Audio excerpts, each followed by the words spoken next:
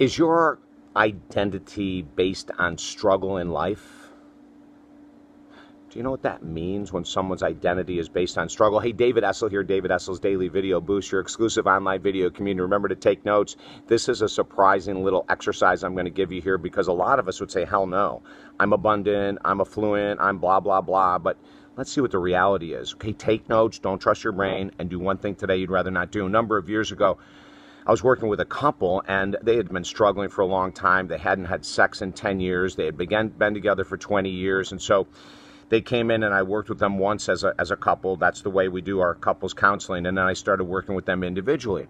And the guy was forthright. He said, you know, I've screwed up. I've had emotional affairs. I've done things that just aren't correct, and that's why I'm the one that encouraged my wife to come so that we could work on this together. And I get the wife in, and she says to me, this is none of my fault at all. I don't have a role in this. You just can't trust men.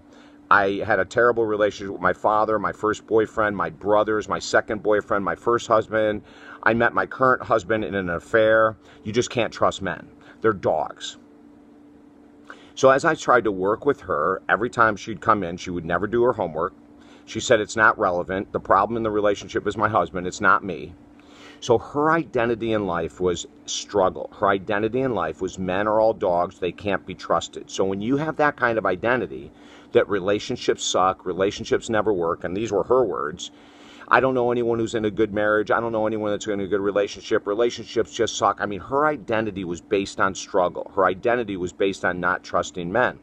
So I tried to explain to her that if she's willing, we can go back and clean up the relationship with her father that was terrible, her brothers, her first boyfriend, her second husband, now her third husband. I said, we can clean it all up, but you have to be willing to do the work. And she said, absolutely not. See, her belief system was so hell-bent on staying accurate, even though it was wrong, that you can't trust men because of her past experiences, which at one level I understood, right? Like if you have a series of relationships with men that all suck, but then you have to look at what was my role in choosing these kind of men? What was my role in staying with these kind of men? What was my role in not forgiving the past, staying stuck in the past? In other words, her identity was that of a victim.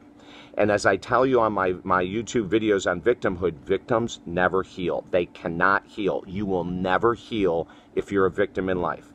Is your identity based on struggle financially or relationships or weight? In other words, do you talk to people a lot about how your genetics just don't let you lose weight or how money sucks and because of the government, and because of the president, because of your boss, you'll never make the money? See, those are identities based on struggle. And if you have an identity that you've created, even with some proof in the past, that life is always going to be a struggle, it always will.